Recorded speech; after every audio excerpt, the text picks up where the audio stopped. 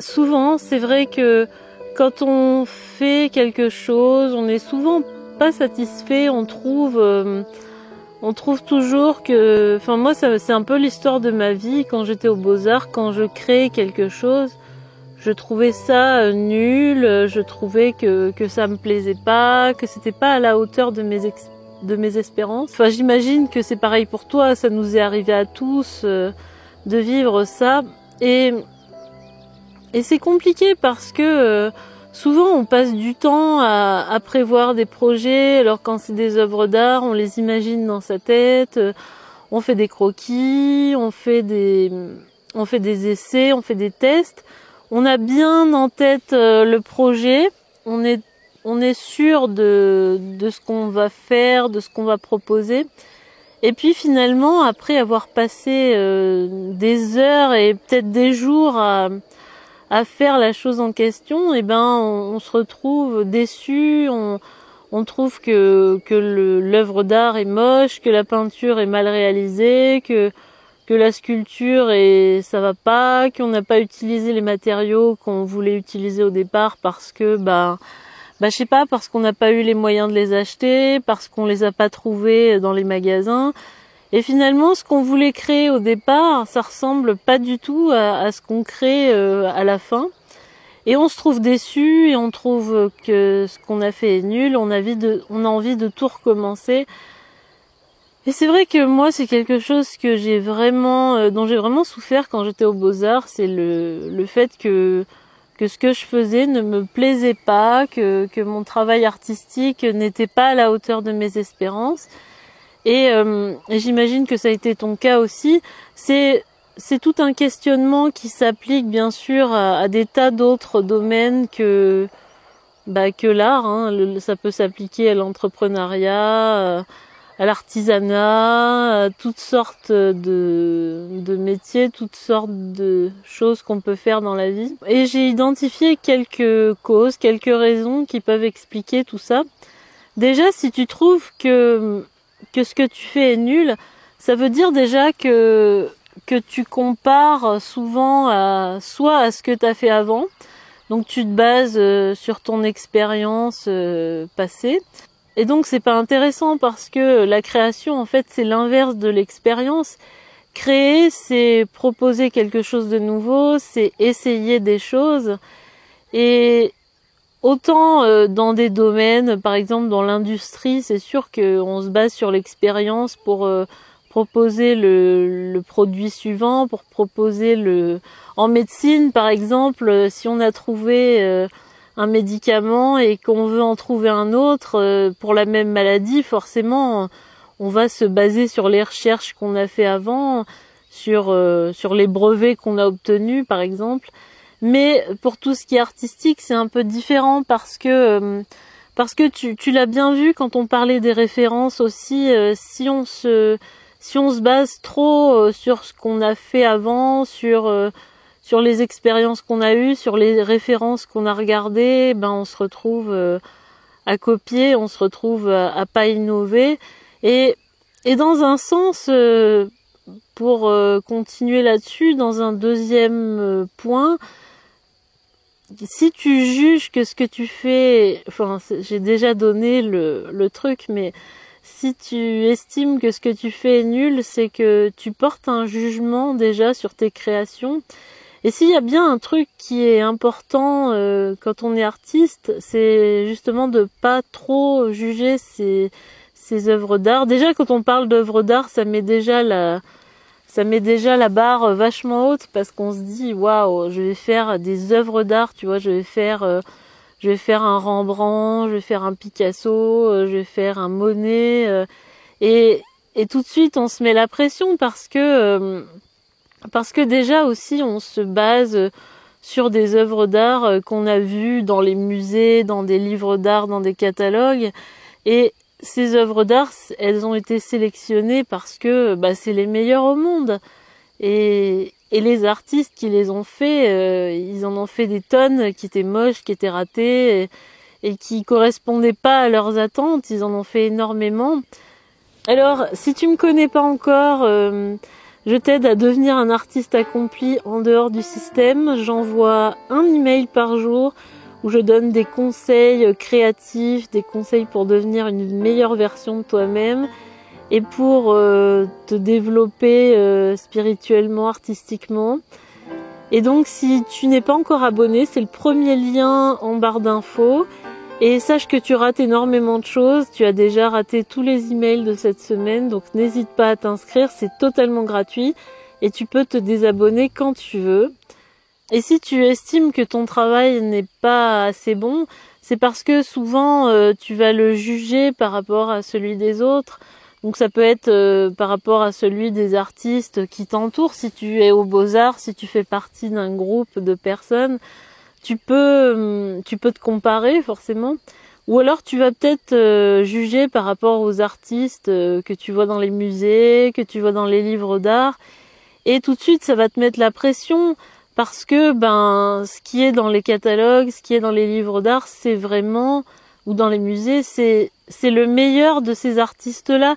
C'est ce que des artistes, quand tu regardes Monet, Picasso, Rembrandt, Léonard de Vinci, ceux que tu vas voir dans leurs œuvres, que tu vas voir dans les musées, ça va forcément être les meilleurs de leur vie, celles qui ont été les plus appréciées par le public. Donc forcément, tu as un filtre,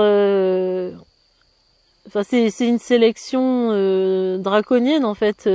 Peut-être une œuvre sur 1 million va se trouver dans un musée, et de toute façon, ton œuvre d'art, tu peux pas vraiment la comparer à celle des autres parce que dès lors que tu la compares, t'émets un jugement sur ton propre travail et c'est pas ce qui te fera avancer en fait, c'est pas ce qui va te rendre plus créatif, le fait d'émettre un jugement, le fait d'encenser ou de rabaisser ce que tu fais. On en avait parlé déjà à propos de la vidéo de Serge Gainsbourg. Je te mets un petit dans le petit.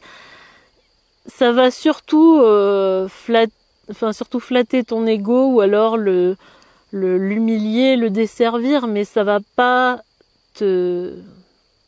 faire progresser ton art, pas du tout, du tout.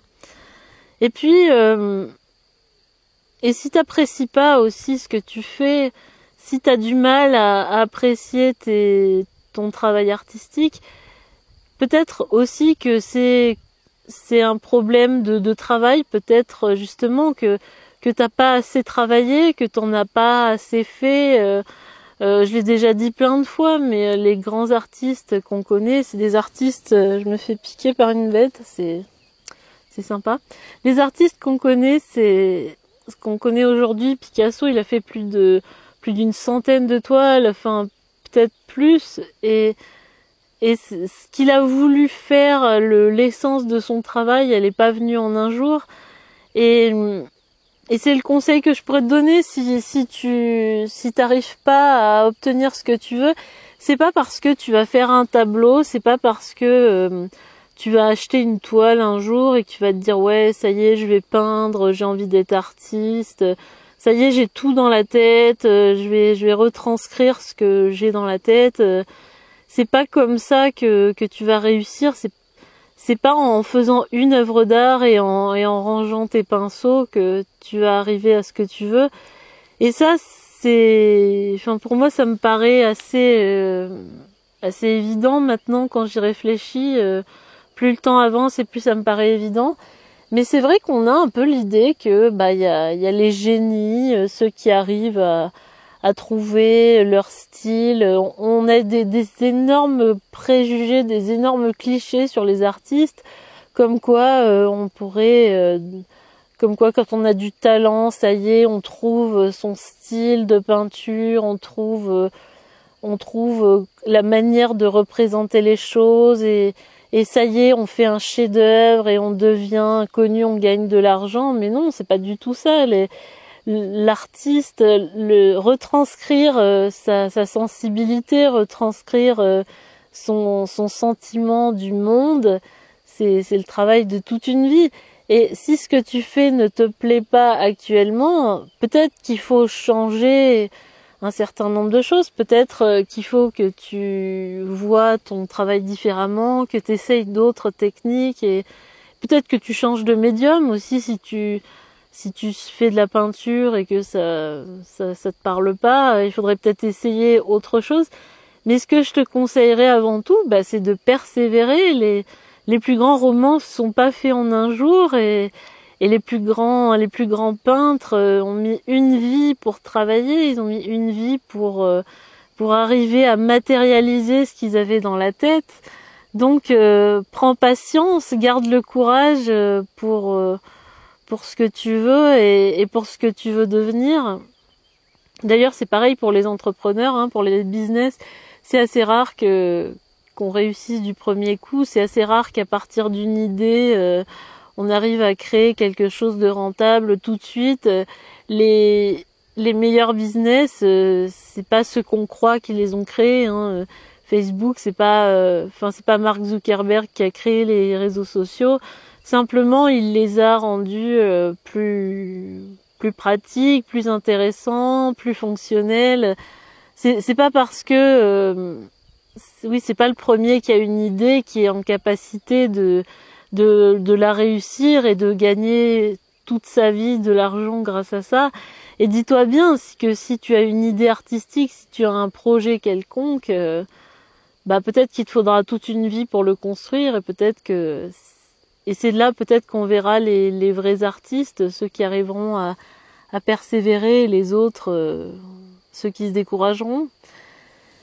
Et puis finalement, je te dirais en dernier lieu que si ce que tu fais ne correspond pas à ce que tu voudrais laisser paraître, si le travail que tu produis ne correspond pas à ce que tu imagines, à ce que tu voudrais montrer aux autres, alors ça c'est un truc qui m'a énormément, c'est un problème qui m'a touchée en premier lieu, c'est que peut-être que tu envisages comme moi trop le travail dans ta tête, peut-être que tu mentalises trop ton œuvre d'art et que tu imagines tous les détails, que tu as les matériaux en tête, les proportions, tout ce que tu dois créer déjà sur le papier, déjà dans ta tête.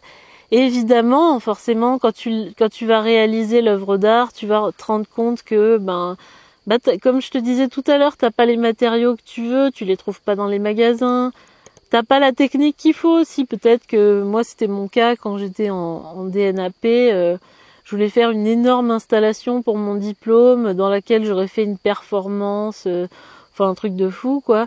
Et je devais construire une structure en métal, mais moi je sais pas travailler le métal et je savais pas où trouver les matériaux et tout ce que je commençais à faire, tout ce que je commençais à construire, ça me paraissait être beaucoup trop cheap, beaucoup trop petit par rapport aux ambitions que j'avais. Et je me suis rendu compte que le problème principal de tout ça, déjà en plus j'aurais jamais assumé de faire une performance non plus. Donc tu vois, je me mettais dans une idéalisation du travail que je devais produire et j'avais créé quelque chose qui était bien trop ambitieux pour moi et qui tenait pas du tout compte de mes capacités réelles techniques, financières, de mes capacités à m'exprimer, tu vois, pour faire la performance par exemple. Et j'en suis sortie dégoûtée de tout ça parce que j'ai fait vraiment quelque chose qui était pas du tout ce que j'aurais aimé, qui était vraiment au niveau 10, au niveau moins 10 de ce que j'aurais voulu faire. Et ça m'a beaucoup fait de peine. Et voilà, c'est le conseil que j'aimerais te donner, c'est de te lancer dans des œuvres qui sont réalistes, réalisables. Et surtout, pour moi, l'intérêt de l'art, ce qui compte le plus dans ma perception des choses, c'est que l'art se construise petit à petit, c'est que l'œuvre d'art ne soit pas trop prévue mentalement et que ce soit justement les matériaux qui la constituent et que l'idée puisse émerger petit à petit sous tes yeux, que tu sois un peu surpris de voir l'idée se construire et des éléments que tu n'aurais peut-être pas imaginés, des agencements que tu n'aurais pas vus. Pareil pour la peinture, peut-être qu'en peinture, laisser des couleurs se déployer sur la toile sans avoir trop de contrôle. Ouais. À mon avis, selon moi, le plus gros obstacle à l'art, c'est ce contrôle, c'est cette façon absolument impérieuse de vouloir tout décider mentalement. Alors, tout décider mentalement, c'est important quand on fait une pièce automobile, par exemple. Quand on conçoit une maison, bien sûr, il faut tout prévoir, il faut tout envisager à l'avance.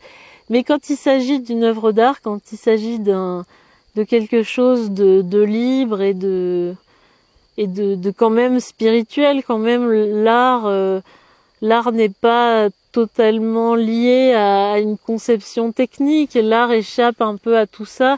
Le meilleur conseil que je te donnerais, c'est de laisser l'œuvre d'art se construire comme quand on écrit, on laisse se construire l'histoire, on laisse se construire les aventures des personnages. Quand on écrit un roman, ceux qui écrivent des nouvelles et des romans se reconnaîtront là-dedans. Voilà, c'est le principal conseil que je voulais te donner. Et je te souhaite d'apprécier ton travail. Je te souhaite aussi d'être un peu moins exigeant avec toi-même. Peut-être qu'il y a aussi de ça dont j'ai pas parlé, c'est que on se met énormément la pression, on voudrait réussir tout de suite. Et l'art, c'est quelque chose qui n'est régi par aucune règle et qui mérite qu'on prenne soin de sa personne pour créer aussi. On a besoin d'avoir de l'estime pour soi-même, pour croire en son art. Voilà. Alors j'espère que le confinement se passe quand même bien pour toi et que j'espère t'avoir fait un peu sortir de la monotonie avec cette vidéo. Je te souhaite le meilleur pour tes créations et je te dis à la prochaine. Salut!